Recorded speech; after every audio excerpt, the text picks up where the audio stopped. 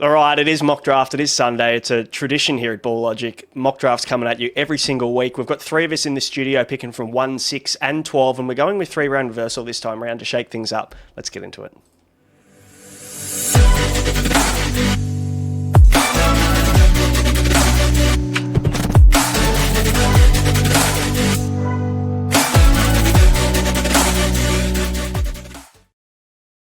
G'day everybody, welcome back to the Ball Logic Fantasy Basketball Podcast. I'm the SC Brain and I'm joined by Flanders and Malley in the studio tonight. Flanders, how you been, mate? You been away for a footy trip last week, been out of action for a little bit, back in the saddle. Oh, inside footy trips, they'll always knock you for six, I'll tell you that much. I'll tell you that for free, so it was good fun though. Yeah, I've had a few beers with Horse in my time. I'm sure he didn't lead you astray at all. Oh, never. Him, Squiddy. Oh, it was a wild time, I'll tell you that much. Malley, you've gone back to back with the kitty cat earphones, mate, and I'm super impressed. You're just really leaning into this character. Yeah, the sound quality is like two kids trying to speak through a can with a piece of string in the middle, mate. I can barely hear you. You're gonna have to do a bit of sign language to get me involved. And then I got my camera, and it looks like I'm on some kind of like free sex website from the 1990s. But we're here. You're recording with the old Nokia 3315 by the looks of things, which is fine. Yeah, that's it. We've got a couple of minutes until the draft kicks off. We're obviously in fan tracks for our mock again today. We're going to be going through. It is a normal 12-team, 9-category draft league. Malley, you're picking from 1, but it is third round reversal, so not quite the typical 2-12 into 3-1. You go 2-12 into 3-12, and I'm at 12. Going into 2-1 and 3-1. So it's a little bit of a different scenario, but what are your thoughts on third round reversal? Fan or not a fan? I mean, try and put your feelings of having the number one pick aside for tonight. What do you think of the third round reversal? I think it's brilliant. I wish it was something that ESPN picked up because that's my preferred place of play. So I'd like it if they could. I obviously set up my league the other day and I was wishing that was coming up as an option. But I think it's great. I think there's so much power in those top 4 guys that you need some way to even out the playing field, and I think that's probably the smartest way to do it.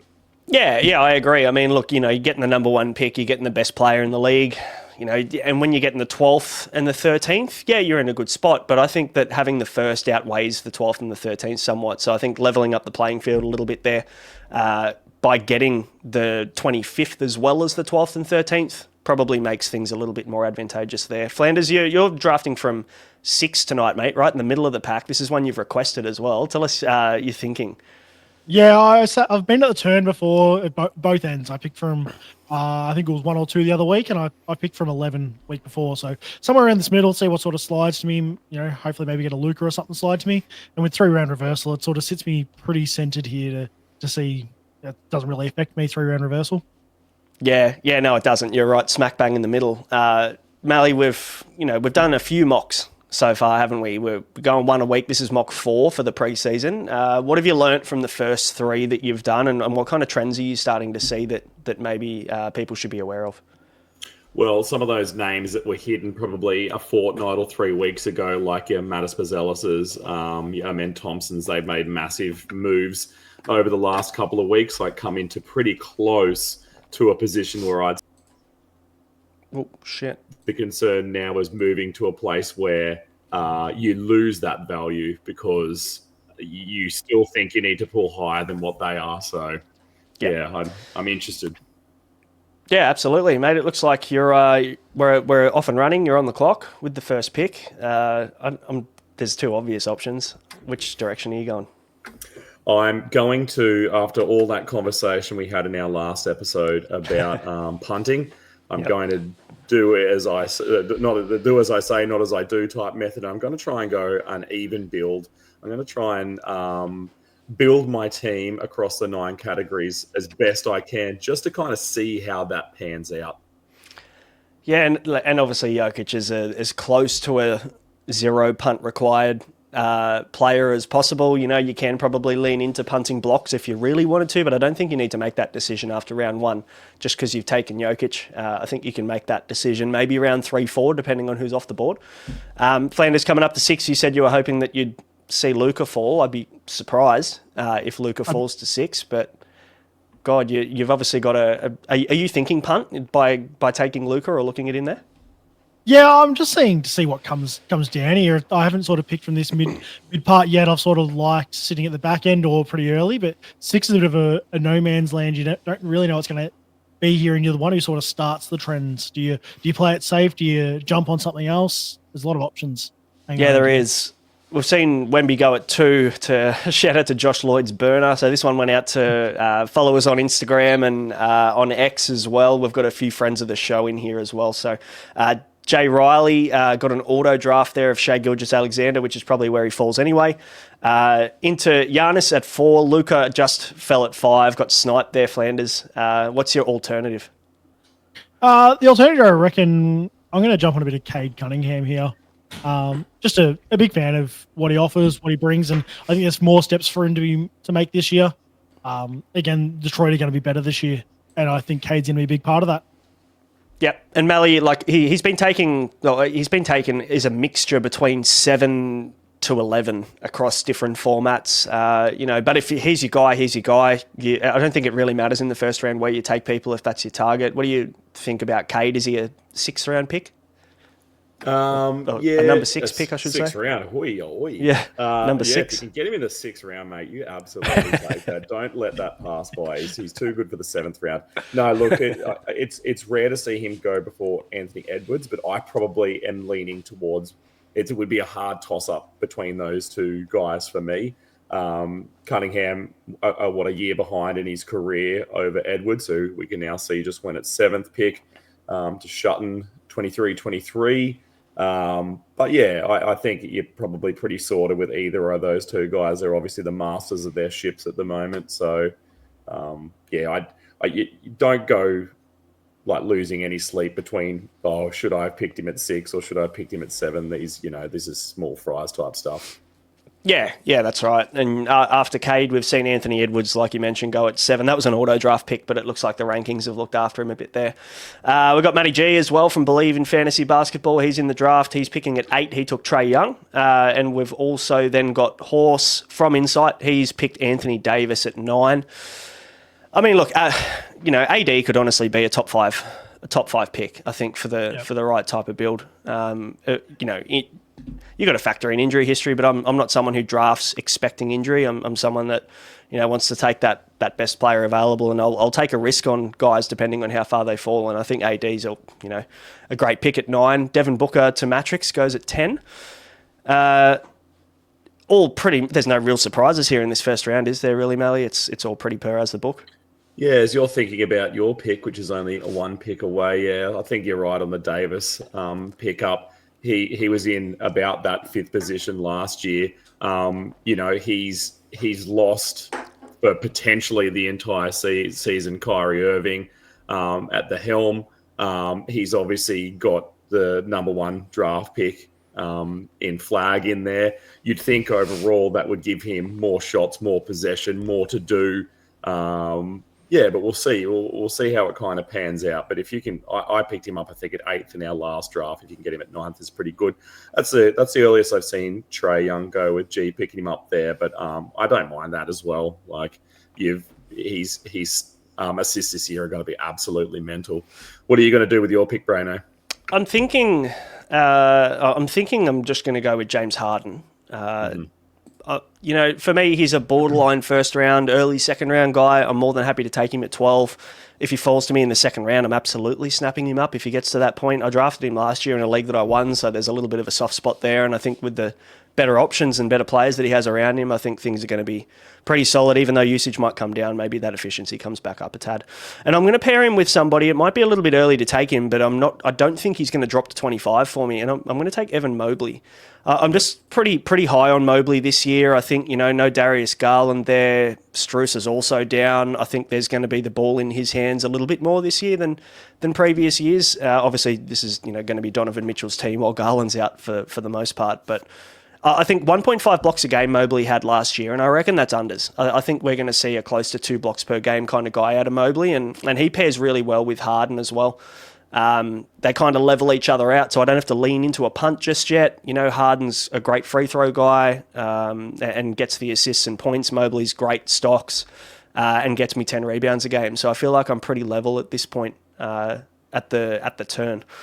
Sorry, go, mate. I just keep thinking as well, like when you talk about someone like Mobley being in a team which at the moment is Donovan Mitchell's, it reminds me of that meme from Malcolm in the Middle where Dewey goes, "The future is now, old man." Like it's only a matter of time until Mobley takes the crown off his head and he's the man who is the poster boy for that team. He's only getting better, and as we saw last year, it was a little bit disappointing for our mate Mitchell. So yeah, there's a step up there. I think back to what we'd expect. We see Matrix go Booker with his first pick into Sabonis, so a good little kind of pairing there, getting the big man out of the way. Flanders, we were talking on I think it might have been a show last week. I can't remember where it was, but we're seeing that there's a trend now that you can probably wait a little bit on centres, knowing that there's a lot of value in some starting centres that are falling, 60 to 100 range. What are you thinking here with your second round pick? Are you looking to double guard? Yeah, I reckon I'm going to double guard or take a wing here. I'm happy to leave power forward and center a bit deeper into the draft. There's some really good value later on, so I think I'm happy to wait that little bit longer and double guard or take a small forward. Who's your target here, mate? Who are you looking at?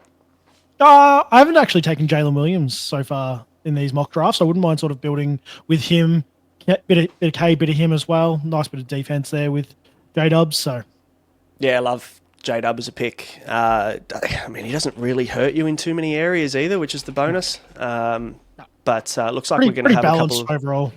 Yeah, going to have a couple of auto drafts here, which will probably speed things up just a tad. But we see after Sabonis, we see Jaren Jackson Jr.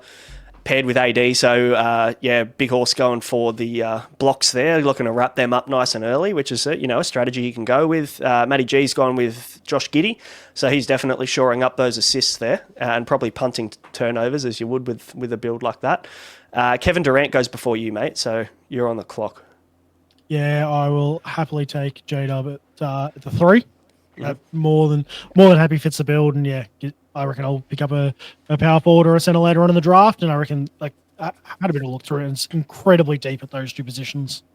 Yeah, for sure. We've also got Dan from NBA Fantasy Bible. He's picking at 5, so he's gone Luka into Maxey, so he's gone that double guard, which, I think Maxey's a pretty good pick in the second round this year, knowing that the ball's going to... it's pretty much going to be his team, depending on how many games that Embiid plays. Malley, LaMelo Ball though goes in the second round. Is that a surprise to you, or you'd be pretty happy to pick him up at the back end of the second?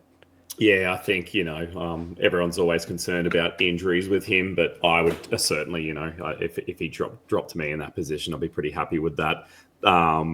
He's in a different position to someone like Maxey, who could potentially be. I don't think he will be, but maybe the second or third option. I'd say there's no risk of him really not getting enough playing time this year. He's got too many injured fellas in front of him, some old blood that they're trying to, well, at least one of them sweep out the door and the other one repair like Frankenstein and see what happens. But Ball's good there. I actually thought of taking Mitchell, but after Ball goes Mitchell, I was just thinking then too, like we're in a position now where I could take somebody, I could continue to do my no punt build, my level build, which I'm going to do. But it's interesting too, because other people are leaning so heavily into punts. I might actually be the only one who kind of follows this laneway, like it may end up being advantageous to me. Because this would work really quite well if everybody else, and I can see, the pick before me, there's definitely a block and steals build. We've got, as we said before, Matty G with his assist build. I probably wouldn't take him here, but I am tonight just because I think he fits my build well. I'm going to take LeBron James, the man who defies time and age. Again, following suit, he gets plenty of assists, rebounds. His scoring's pretty good. He can shoot a 3 every now and again. A part of his game that seems to be coming on in his latter years. But I think he's going to work really nicely in the build I'm going for. So I think potentially for the first time ever, I've never taken him in a real draft. It would be interesting if I could land him this year because I'm obviously running out of opportunities to do so. Yeah, absolutely. You took him right out of my queue. He was who I was going to take at the 3-1. But in saying that, I think when Jalen Johnson's on the board in the third round, I think you've got to consider him there as an Atlanta guy as well. It's maybe a little bit of a heart pick over a head pick, but I think he's definitely in the 20s when it comes to ranking. Look, I just think that his season obviously was cut short last year as well. He was on track to, do some really good things and probably take out some player awards last year. And I think Jalen Johnson's up for another step forward. I think that the Hawks become better, and that only benefits him as well. And I think Trey's in for a big year, which I think everybody around him, being the assist leader, are in a pretty good spot to benefit off the back of that too. So. Yeah. JJ goes at the 25, followed by Chet Holmgren. So Trent's gone Cat, Steph into Chet. Maddie has ended up taking Tyler Hero, which I like as a pick. I think Tyler Hero's definitely... You could argue that Hero could be a second rounder this year, Flanders. What are your thoughts on Tyler Hero? Yeah, there's a solid argument there. I think they're going to be giving him a lot of usage. He's not been a big assist guy, but I think that'll bring itself up as well. And I expect the usage increase as well. So I could see the points bump and an assist bump. He's a big upside guy. There's a lot of upside to him. Yeah, absolutely. Scotty Barnes, someone that I have mixed feelings about, really. I don't know how you feel about Scotty Barnes, Malley, but I'm looking at Toronto and just thinking, are they still going to be shit? And, now that Brandon Ingram's there, I don't know whether that helps him or hurts him. I feel like it might hurt him a little bit. It's his team, but... Yeah, there's just something about Scotty Barnes. There's a couple of deficiencies. Doesn't shoot threes or doesn't shoot many threes. That's improved recently, but yeah, there's a few little deficiencies there that he would fit really well into a punt build, and I don't think I've lent into one yet. Yeah, I guess we were probably thinking about him this time last year, like we were thinking about your pickup in Jalen Johnson. We thought he'd had an outstanding year, that he was ready for that next jump, and that next jump really didn't come. And I am nervous too about what Ingram does. Ingram's used to being kind of the man about town on whatever team he's on. I hope that he realizes that that's not really what they're probably paying him to do in Toronto. But I forget too that he's spent months there acclimatizing himself with the Toronto culture, but we just haven't got to see him play yet. I like Dan there has gone Fox. So he's got 3 guards to begin with in Doncic, Maxey, and Fox. His assists and scoring are looking pretty good. Steals not too bad there as well. Rebounds, even though Doncic gets quite a few of them, and Fox and Maxey for little fellas, they probably get at league average. But yeah, just an interesting way to start with your first 3 picks. Flanders, you took Bam Adebayo with your third pick. Tell us your thinking there. You think he's in for a bigger season this year? Yeah, he's in for a much bigger season with Kel'el Ware expected to be the starting center, I'd say, alongside him there. He'll probably sacrifice some boards, but his points get a nice bump there as well. J-Dub not being a big points guy, that obviously main point of focus there is SGA. I will happily shore up some points there, and I get a nice amount of boards, 9.5, I think, last year with Kel'el Ware, so... Yep. Nice numbers there. His numbers look better with Kel'el Ware next to him rather than him playing the 5. So I think, they're onto something over there in Miami. So, I like it. I like it for Bam. And I think anywhere in the third round, I'd take him. That's followed by, like Malley mentioned, Fox. Paulo Banchero, straight out of my queue. Goes to Decal98. Thanks for that. He's gone Giannis LaMelo Paolo. So nice little start there for him. Into Şengün. I think Şengün's a little bit early in the third, personally. I don't know how you feel, Malley, but I'm probably a maybe late 4th guy for Şengün. How do you feel about him? Yeah, same. I think he's another guy that he's on a team where a superstar's coming into the mix in Durant, and he's probably a guy who isn't as great as the sum of his parts. Like he does quite a bit, but he doesn't do anything like extremely well. But he is a great center for someone who doesn't want a traditional center. So with my turn pick here, the first one I picked up is Dyson Daniels, probably a little early, and I am concerned that if his steals drop even to a moderate number, his value is going to plummet away. But I'm basically now thinking about maybe taking a few specialists. As I say that, my next pickup defies exactly what I've just said because Jamal Murray doesn't really fit that at all. But what I'm going to have to do now that I've got 3 guys who I'd say across the board don't have a great deal of deficiencies in Jokic, LeBron James, and Jamal Murray. I probably need to start picking up some guys now who really focus in on one thing if I'm going for this. Let's spread myself across the board and see what my team looks like. I've also gone against my my post earlier today talking about not going for stacks now that I've got the two best guys in Denver. I'll have to stop myself from getting a third because then everything I say is obviously turning to lies. But just concerned in a week where Denver only play 2 games. I know that in the finals they're not too bad, but you basically, if you pick up 3 guys from one team, as I said in my post today, you really put yourself in a position. On some weeks you're going to absolutely steamroll, and other weeks you're probably out before you even begin. And I don't really like to structure my teams like that. I don't want that big a fight from the get-go. Yeah, and ironically, the Denver Nuggets play 2 games in the finals week. So, they do too. Yeah, not ideal. And I guess that poses an argument, can you take Wemby over Jokic at the first pick? And I think you can. But in saying that, you've got to make it to the final. So, you pick the best guy regardless. And then maybe you get to the back end. I know you love a trade, Malley. Maybe you get to the back end of the year and you try and ship him off before finals to get it done. I'm going to have to trade with Dan, who's got his 4th point guard now, with his 4th pick with Garland, following Fox, Maxey, and Doncic. That's interesting, isn't it? That's really interesting. All of these players are flying out of my queue. Flanders, you took Desmond Bain in the 4th round. Are you worried about the logjam a little bit at Orlando there? Like, I know he's going to get his, but there's so many mouths to feed there. There's got to be a little bit of concern. Yeah, there's a little bit of concern, but I'm taking him in the 4th here. I'm not greatly concerned. If I was reaching into the 3rd round, I'd probably have a bit more concern, but taking him halfway through the 4th is a pretty safe option for me there, looking at what was available as well. Yeah. No, that's fair enough. So we'll recap this round. We've got Murray at the 4-1. Cooper Flagg got taken at 38. Pascal Siakam, Jaylen Brown, Darius Garland, Desmond Bain taken at the 4-6. Brendan Miller, Kawhi Leonard straight out of my queue. I was looking at taking him at the 4-12 if he slid to me. Ja Morant then also at the 4-9 from Horse. Franz Wagner at the 4-10. And then Zach LaVine. Geez, that's early for Zach LaVine. We'll talk about that in a second, but I've got a few different... I've kind of left myself open here to make nearly any decision I want in terms of the player or the position that I want to target. I've pretty much got nearly every position as a starting 5 covered already.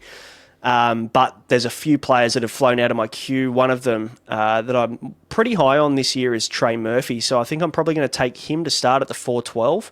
And then if I go down a little bit further, there's someone that's not bad value, I think, at this point. And I'm probably going to take that centre now to pair with Mobley at power forward, and that's Kristaps Porzingis.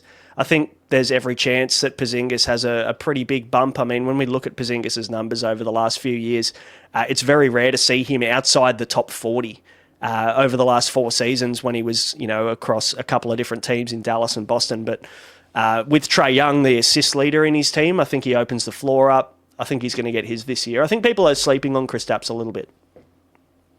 Definitely so. Sure.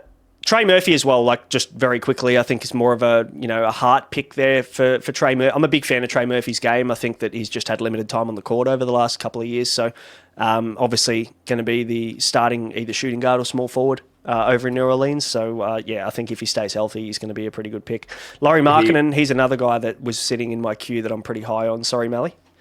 Trey Murphy said he was going to be an all-star this year, which is good. I'm glad that he's decided that he's going to be an all-star, because that can only mean good things for anyone who picks him up in the team. Do you think there's a little bit of favoritism and bias at the moment with Lowry, because he's absolutely punishing everybody in EuroLeague, that we're starting to forget a little bit that he dropped off last year, and also that he still plays for Utah, a team who'll probably press the off button when they get anywhere close to March? Yeah, that's the concern, isn't it? It's I like him there, to be fair. That's 50. So I'd be happy to take him in the top around that 50 mark. It's just, you've got to take that risk and hope that Utah either get better, which I don't think they do, or you can trade him potentially. I think he becomes a trade target after the All-Star break.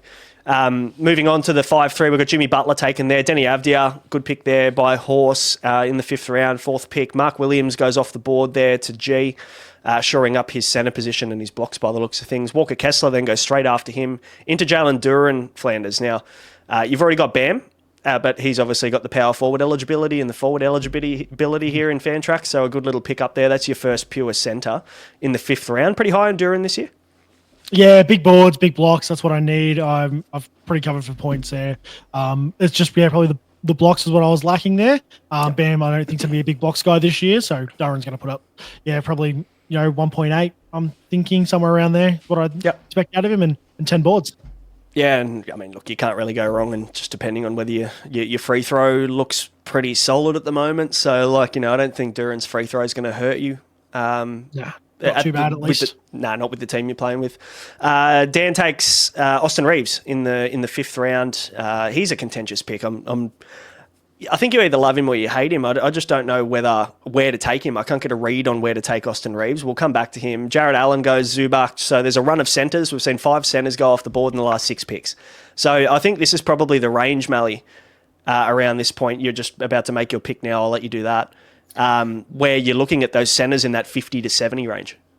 Yep, and you've read my mind. I've picked up Pirtle. I'm looking at what I need in my team right now. I need free throws, I need threes, and I need probably a touch more I need blocks. And so that was why Pirtle came to mind. It seems like a decent enough place. He is possibly, Scotty Barnes, it's obviously his team. Brandon Ingram, obviously, has showed out for many years. But Pirtle's the cornerstone of that team, and they really need him. They've also got no one behind him. So Pirtle goes there. So now I need some threes and some assists and good free throw percentage. And I'm going to take Kobe White. I think it doesn't really matter if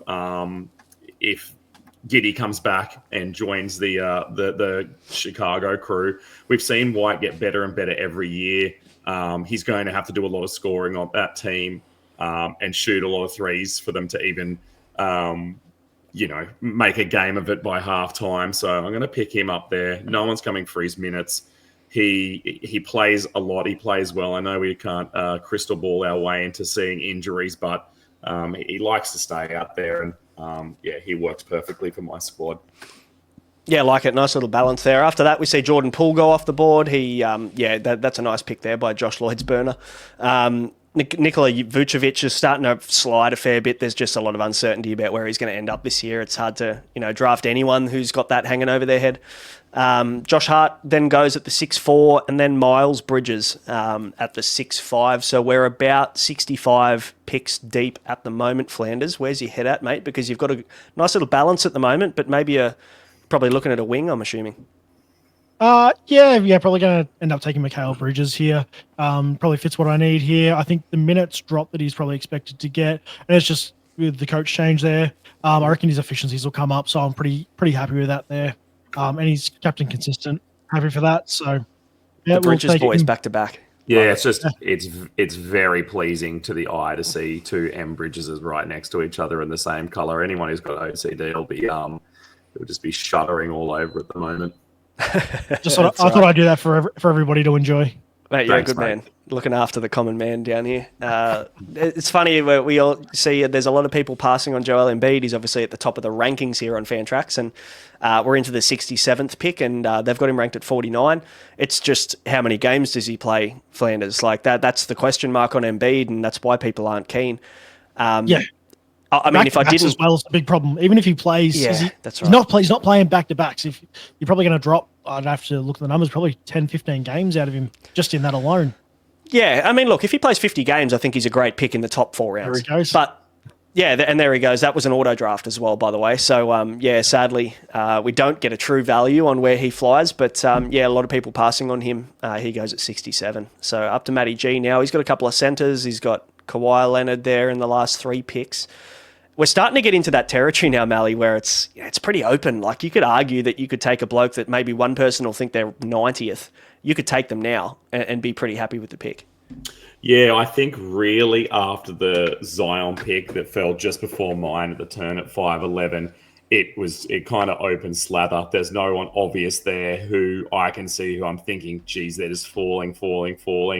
Yeah, it's this muddy period here where there's probably about 30 guys, honestly, where you're like, that makes sense. But if they got taken 29 spots later, I'd still be like, yeah, that's fair as well. You're right. It's she's murky waters. Yeah, that's a good way to put it. Very murky. There's a few guys here, and we saw the run of bigs last round. We've seen another 3 bigs go this round in Vucevic, Embiid, and Gobert. So there's still guys here like Onyeka Okongwu, who I definitely think will start sliding. Julius Randle and Cam Johnson have both been taken there at the 6'10 and the 6'11. I am looking at shoring up a guard position this year, and it's a guy that I reckon I might be able to get a little bit later, but I'm probably going to grab him just for the sake of it now, because I'm not quite sure he gets back to me at the 8-12. So I'm going to take Peyton Pritchard, and that's the 72nd pick. More so, yeah, I just think there's a lot of upside in him this year. I think that the rumour obviously in Boston is that he's going to be taking the point guard position, and they're going to be playing Simons off the bench. So I think assists get a really nice bump there. He doesn't hurt you with turnovers either, which is really important. And I'm looking at my squad, looking at how much I turn the ball over, and I really don't. So if I can maybe potentially avoid that, that would be fantastic. And then I'm looking at my queue at the moment, and it's pretty wide open. I mean, I'm not a fan of taking Paul George at this spot, so I'm going to let him slide. But what I might do is just shore up my... I can get probably some more points relatively late here. And I'm going to take Michael Porter Jr., the boy who loves his media and his podcasts, Malley. He's on a run at the moment, isn't he? This could be the best season he's ever played, or it could be a genuine shitter. Yeah, well, at least he's warming up the mic in case he needs to have that as a backup career, because he's rolling deep into some levels of insanity that I didn't think he could really get to. But yeah, he's a broken man after he got out of Denver. I don't know if he was on some sort of like reprimand, like being reprimanded in Denver, and that's why he couldn't say what he wanted to say. But I do see, back to Pritchard, your pick, your first one before your turn with Porter. There was a post on Insta, on Boston's Insta today, which essentially had him in his civvies, say, and I forget what the comment was, but it directly stated that he's the starting guard. I forget what the language was, but I just read it. I was like, okay, there's no like if, buts, or maybes. They're just out and out saying it now. Like, this is who he is. Yeah, look, I mean, it makes a lot of sense. I think Simon's off the bench, that having that firecracker, scorer off the bench has always been much more suited to playing that 6-man role than a Pritchard, and he did a great job in that role last year, to be fair to him. But yeah, I think with the starting minutes, I think his minutes get a bit of a bump. After that, yeah, Michael Porter Jr. will take him there. Andrew Nembhard has gone to Trent there at the 7-2, maybe a little bit early. I don't think I'm as high on Nembhard as I was a few weeks ago. Fred VanVleet, DeMar DeRozan, then Emmanuel Quickley, who I think is a really good pick at the 7-5 from Matty G. You're coming up, Flanders. What are you thinking here, mate? You've got a good balance for your team. Where's the direction? Yeah, I'm going to take probably a big my guy here, and might be reaching a bit far, but I think Asar Thompson's going to find his way to my team in this pick. Well, I'm a big fan of that. I'll take the defense, and I'll happily try find some points or boards or whatever else I need later on here. So yeah, Asar Thompson's coming to join me. After what his brother did last year, how could he not do the same? Well, I mean, yeah, there's a logic there that I think people can follow when it comes to the same embryo. I think it's you've got to have that talent hidden deep inside. It's just can you compare Detroit and Houston?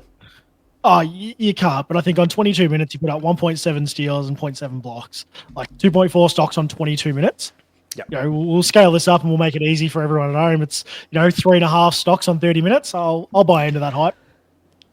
Yeah, I don't mind that at all. So after Quickly, we're going to Okongwu, Asar Thompson. DeAndre Ayton's gone there at the 7-8, Malley. What are your thoughts on Ayton this year? Because there's a lot, he cops a fair bit, doesn't he? Like, doesn't play defense and all this kind of stuff. Do you see that he could do the same things that he's done in Phoenix? I did want to pick him up, and he was going to be my next pick before he was taken. He was at the top of my queue. Only because I'm looking at the board now, and can't forget that he was a top 40 guy. Like, he's the only one that I can see left here. So he knows how to do it. I don't know if he can do it, but it's hard to find guys this late who've been that high, who aren't on the verge of retirement. Like, he's still relatively young. He's got plenty of career ahead of him. Again, I think I probably reached already with too many of my guys, but that's because I'm a bit of a noob when it comes to creating some sort of balanced build. So I'm going to go with this man here, Kalel Ware, some more youth after Alex Sarr. I like what we saw out of him last year. I think that he shored up the centre position, even though it seems to have crippled Bam just a tad. He's young, he's athletic, he's Superman. Like, he's cool, and I need more cool people around me just to hope that some of it rubs off into me with my kitty cat headphones. We like that. Vibes are important. We talk about it a lot on the Supercoach shows. Vibes picks and vibes trades, vibes players are really important in your squad just to keep morale up. So I really rate that. And you've gone and taken Norm Powell with the 8-1 there, and straight out of my queue, he was the one I was going to take if he slid to me, which is another 12 picks away. Well, there you go, 6 picks away. So you got in early there, mate. High on Norm this year. And I wouldn't say high, but I think if he could do anything close to what he did last year, I don't expect the same out of him, but that's why he's not going at a place where his high watermark was last year. And I'm just laughing at myself too. I put out a post, I haven't even waited 24 hours, and I'm basically building this like absolute stack team, getting 2 Miami guys right after each other. Obviously not a man who likes to stand on his moral high ground that he's created for himself. I'm just doing whatever I want and contradicting myself. We shouldn't take stacks and proceed to take 2 stacks in the same draft. 100%. Well, right. This might be a stupid comment, Flanders, while you're thinking about your pick. I was trying to think then in my head, do a little bit of a Rain Man moment, which never came to me. But like, if you can get multiple stacks on your team, surely the odds are that on the week that you one of your stacks plays 2 games, surely the other team will play 4 or 5 games, and then it'll just be like even Stevens. It could be an absolute shit show, and you could have 4 guys on your team playing 2 games, and you absolutely have to can the week, or you win in the first game because all your best guys are on. You're not using anyone from the waiver wire because the 2 teams that you've got are playing huge games. So I'm triple stack deep with Detroit here. I've got Cade, I have Durran, and I have Azar Thompson. So I'm just living Detroit. Yeah, mate, you're that deep now. You just lean in, just embrace it. Just get the starting 5 and just back them in. Just take the 5. Take the 5. Yeah, love it. So we've seen in the 8th round here, Brendan Ingram went at the 8-2. Paul George followed him. RJ Barrett, Donovan Clingan, Cam Thomas, Anthony Simons, Isaiah Hartenstein, Bradley Beal back-to-back. Matty G takes him at the 8-8. Horse at the 8-9 takes Bradley Beal, the 2 guys that I was looking at with my picks at the turn. So thanks to them. And we see Matrix here as, he's got a pretty balanced squad at the moment. He's got his wings sorted. His guards are sorted. He takes Draymond Green there with what looks like, the 94th pick, which is fine. He's probably around that 100 mark, I think, for me. And Nick Claxton into my pick on the turn. So for me, I've got plenty of points on the board. I feel like I'm in a pretty good spot. And I haven't actually leaned into a punt at all. I've just taken best available, funnily enough. But I probably need to try and find myself another guard. And that that's probably going to be CJ McCollum. I don't love the pick here at 96. I mean, he could be a top 90 player. And getting him at 96, you go me. Like, I don't know whether there's not moving the needle, Malley, at all, getting CJ McCollum. But look, he's pretty slept on. I think he always slides into this range every year, and he ends up exceeding that until he gets injured. Yeah, and a guy who can put up 40 in a night, that's pretty good. And it just depends what they're going to do in Washington with them. They could play an old guy starting unit and then a young guy's bench unit, and then the next night swap it around so the young guys get the majority of the time. They've basically got no mid-age guys. They've just got this over 30s and this under 24 age squad. I love the Bazelis pickup. I think that's great, and he was the guy I'm going to have to take. I'm going to have to take Walmart, Matas Bazelis in Kamara if I can hold on to him as the round plays out.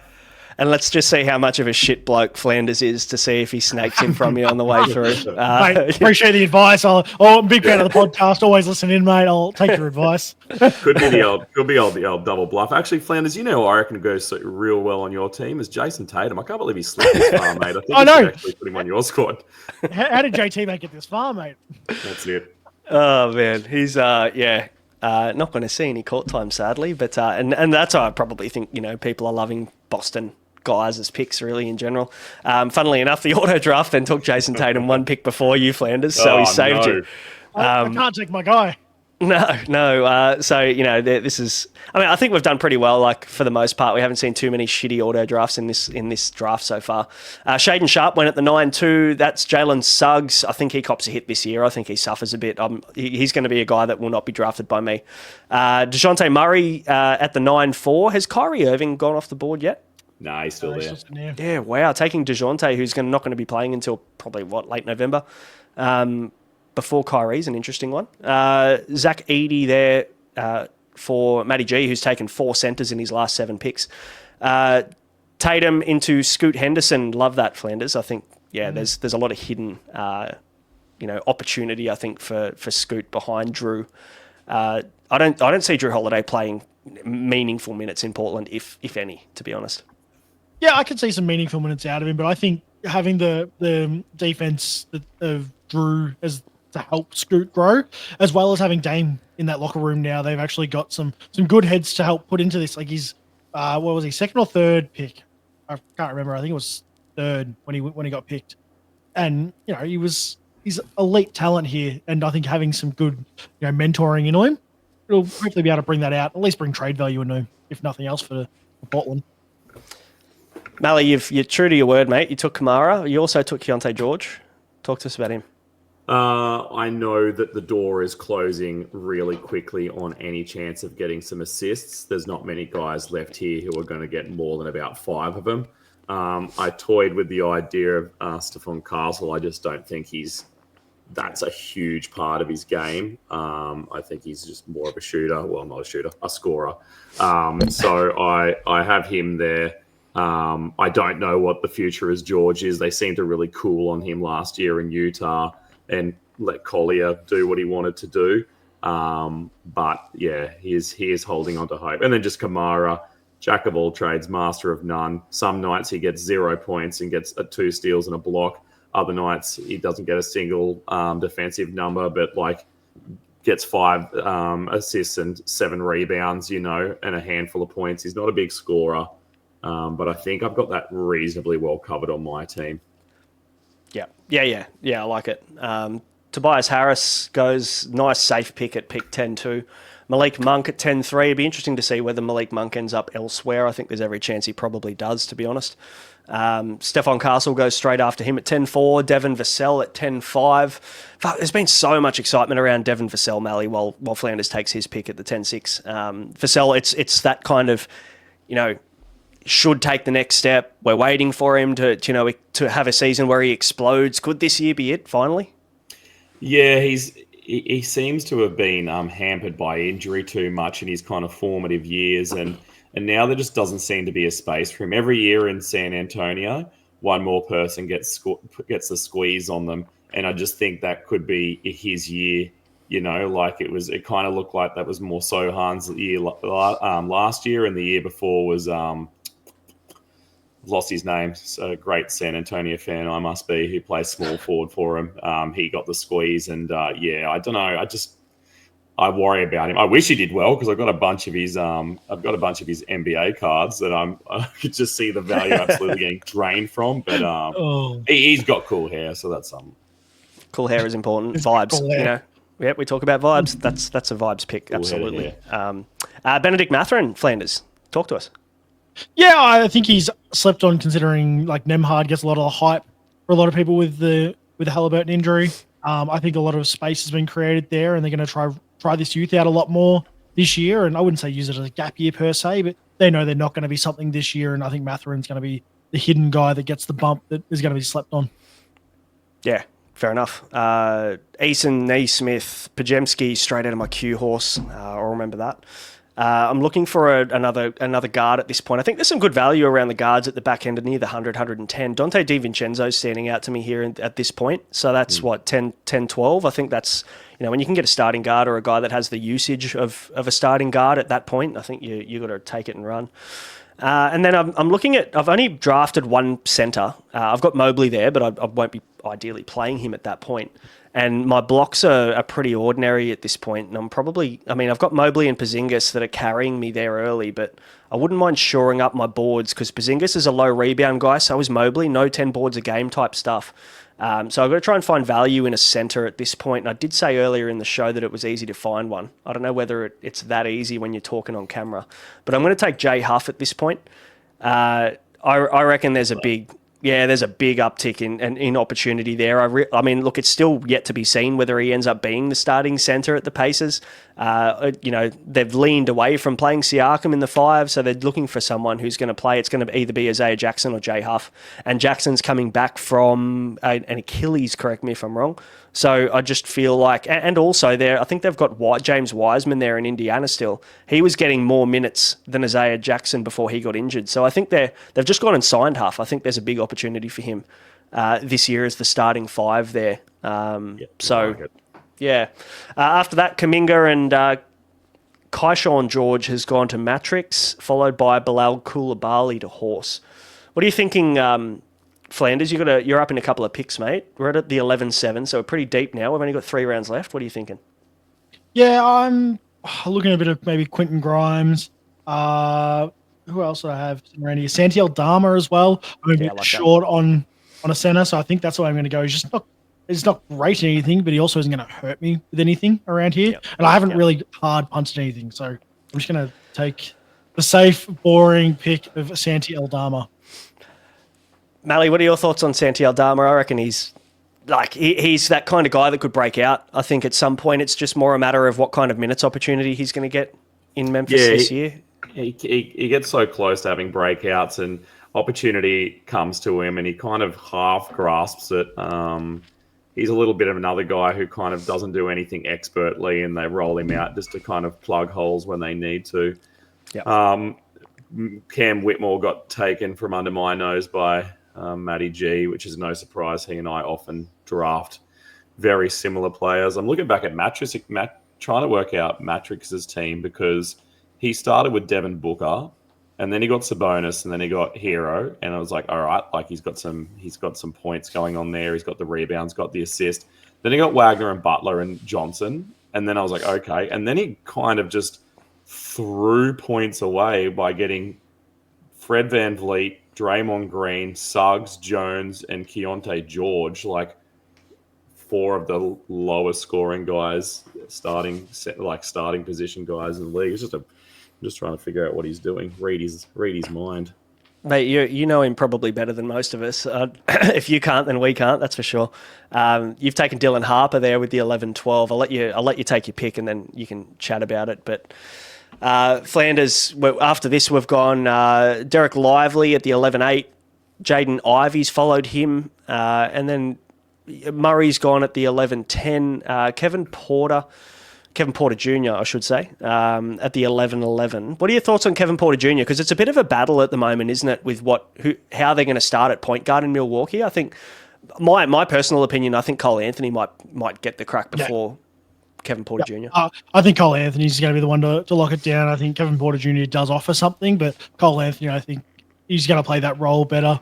And they're going to be real tall with their role on KPJ as well. So, yeah. I'm surprised Ivy slid. No, I couldn't handle having 4 Detroit guys in my lineup. So I'm glad somebody took him.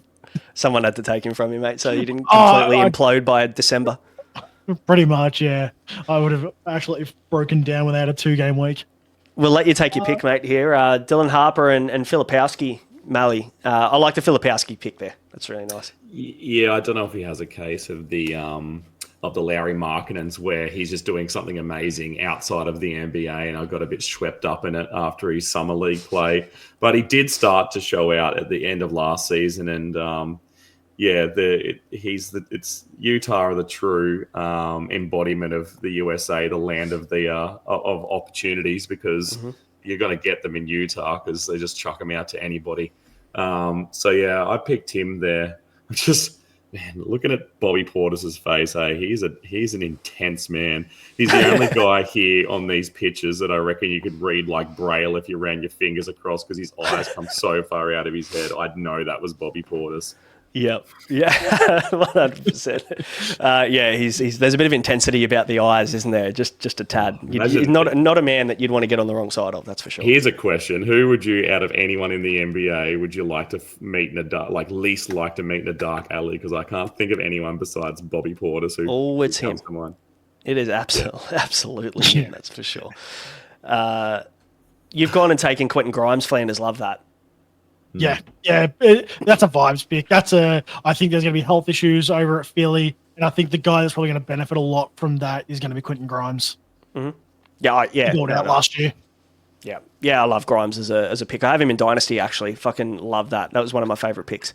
I'll take Cole Anthony here just due to upside. There's no positional need or anything like that. I don't think he's going to hurt me in too many categories. He shoots good free throws, which is what I think I've done okay over this draft. And then another guy that's more of a maybe a breakout pick this year. I just think that there's got to be a year eventually where Jeremy Sohan does something for me. I draft him every year, and I'll take him with my last pick in nearly every draft that I have. I can promise you that. Just sitting there waiting. Do you remember, Flanders, the good old days of point guard eligibility? Jeremy Sohan. Fuck, that was a good time. Golden era. The days of point guard Sohan. What color hair was that back then? I don't know. Something in the rainbow. There was a bit going on. But no, I just love his game. I think he does a little bit of everything. Free throws have improved over the years as well. His rookie year, his free throw was terrible, Malley, but now it's starting to get better. And I know he might have been one of your breakout guys. I think we did had a few conversations around Sohan of late. So hopefully I didn't. I did steal him from you.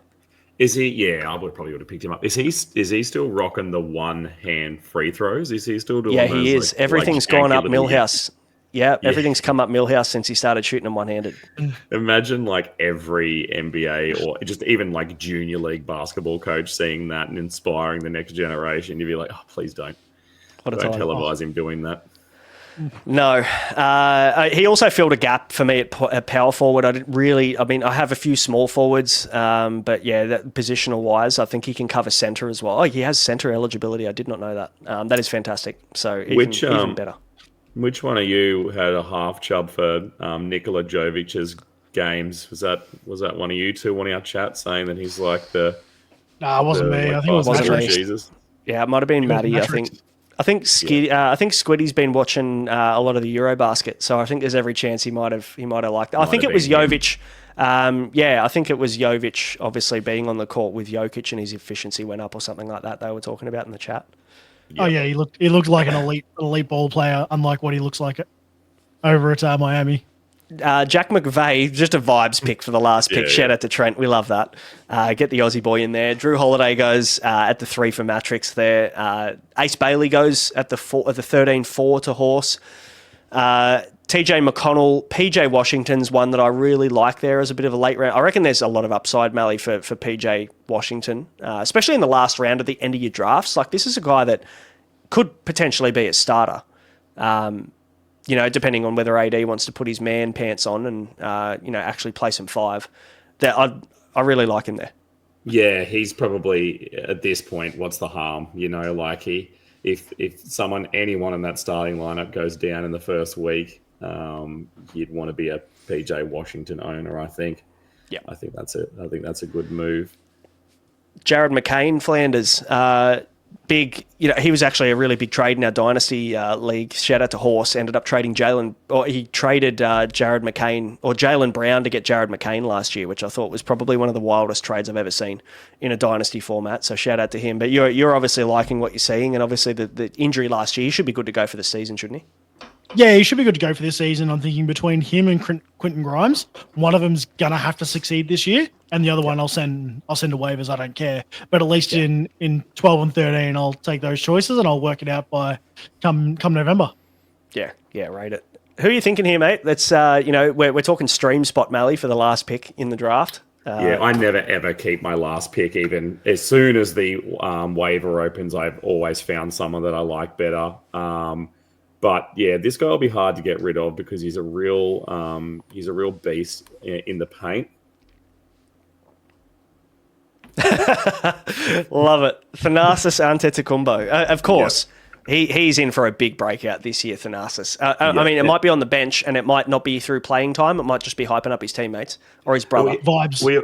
We also haven't really talked about playing a really dirty game of fantasy where you trick someone into thinking that you're trading them for the better known Antetokounmpo, and they just see the last name and go nuts. So I think here at Ball Logic we don't really push like dirty angles, but we do what you got to do to win.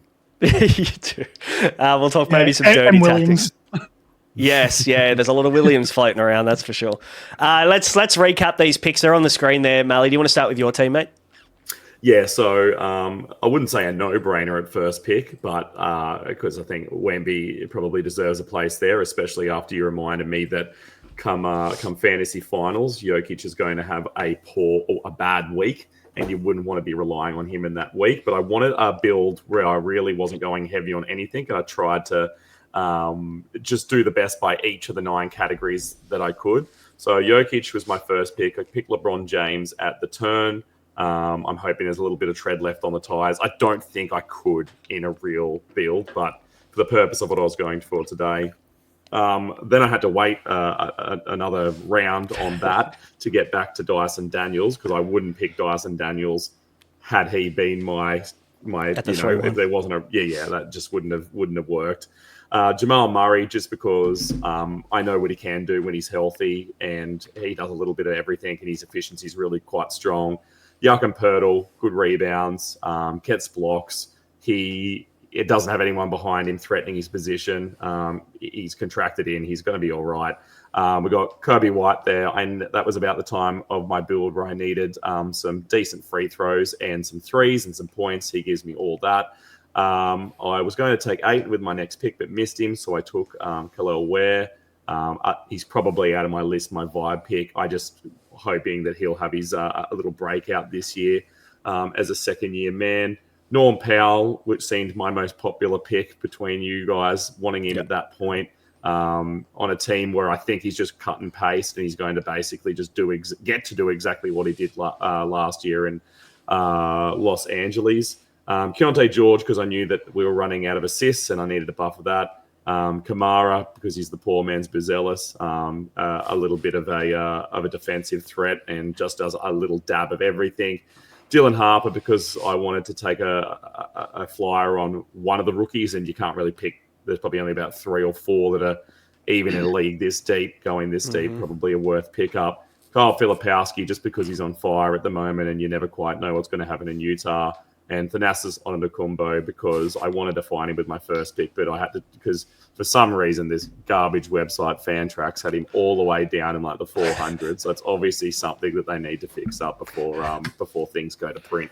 We'll send them an email and make sure that they amend that error. That's for sure. Heavily worded email. It will be. It'll be done by ChatGPT, and then the cue after it will be make this more aggressive. Flanders. Talk to us about you pick from the 6, mate. Talk to us about your team. Mate, it was so nice just hanging out in the middle and just getting to see what goes on either side. I did get sniped a couple of times, but we lived with that. Took Cade. I felt like it was him or Ant. I was pretty happy there. Got a lot of assists and plenty of points there. Got J-Dub, again, pretty all-round build here. Wasn't punting anything too hard. I took Bam at the 4. I wanted to hold off that center spot till later on, and he was a nice option to be able to get as a 4. Desmond Bain, I think he's probably going to be cut and paste at Orlando as well. There's a lot of mouths to feed, but I still think he's just cut and paste. There's nothing new, nothing different there. Jalen Duren to fill in boards and blocks. I was probably a bit weak there going through. Miles Bridges, probably just a poor man's Desmond Bain. Going to do the same thing. Good efficiencies and just overall hanging about. Asar Thompson. Again, I think there's an upside I'm buying into there from a defense side of things. Cam Thomas, I'm needing some threes and a cost of field goal percentage. That's going to be the case. He's going to play for a contract. Scoot Henderson, probably hoping to pick up some late assists there. Not a great deal is going to be there, but I like the upside again. Benedict Mathurin, a poor man's Andrew Nemhard.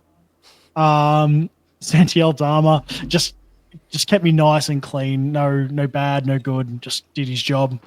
And Quentin Grimes and McCain at the end there. Someone's going to be good.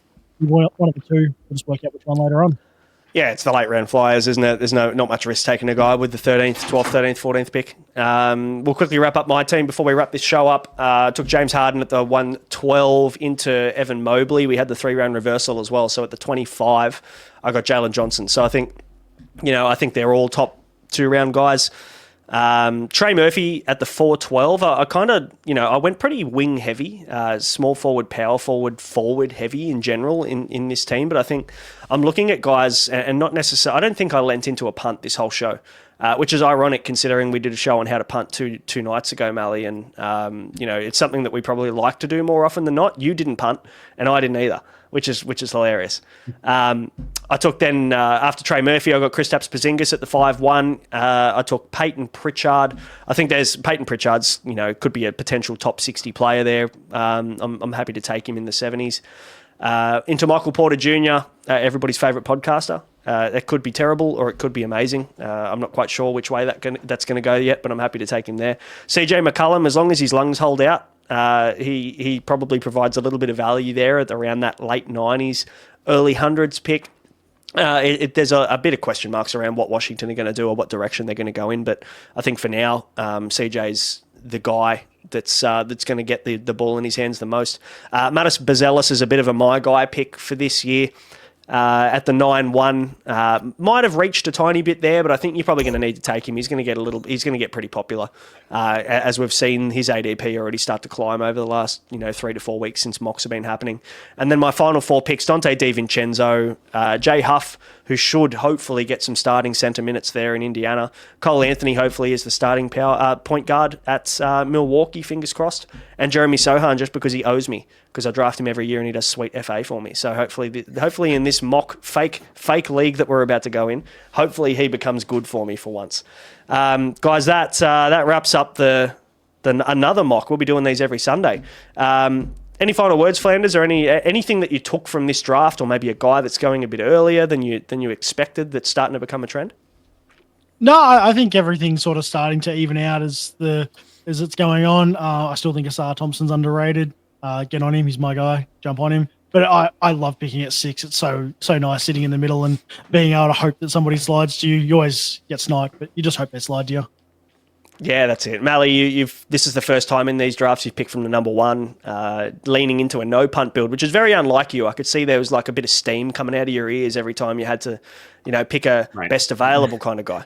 The steam coming in my ears is from these Kmart headphones, mate. That's literal steam. Don't worry about that. There's no figurative steam here. I learned absolutely nothing from this draft, and I shall never again do a balanced draft. I want to go straight back to what I know best, which is punting. I probably learned more from Flanders pickups, if anything, just realizing that in that center pickup position, right in the guts of the picks, you always think to yourself, oh, that guy will come back to me, and they never do. And it throws out every time, no matter what direction you're coming. You're like, yeah, no, they'll get back to me. And they don't by 2 picks, and it just scrambles your brain. So I'd rather be on the crust. Like it, yeah. There's just one guy that keeps going in the second round that I don't know whether I can get around, and that's Amen Thompson. I see him taken in the second every year, and I will not be taking him in the second. I don't. Maybe I'll be wrong. He's just one of those guys that I don't know whether the value is there with Kevin Durant in Houston. He's going to get the stocks and his field goal percentage is good, but is it going to be better? Now, where's he going to? I don't see there's going to be improvement there. That's probably the one thing that I learned is that he's been on the hype train, Amen Thompson, and he'll be a guy that I'll probably be letting through to the keeper unless he falls to me at the end of the third potentially. So. Guys, that'll do us. It's been a bit over an hour, this one. Longest mock we've done because everybody was relatively active in the lobby, which is great. So you get a good idea of where people are starting to fall. We'll be doing these every single Sunday. It'll be released on Monday every single week. So keep an eye out on these and keep an eye out on our socials as well. If you want to get involved and draft with us, we'll be putting the call out every week on that Saturday, Sunday to get involved. So keep an eye out there. Thanks for joining us, guys. Hit the like and subscribe, and we'll see you for the next one.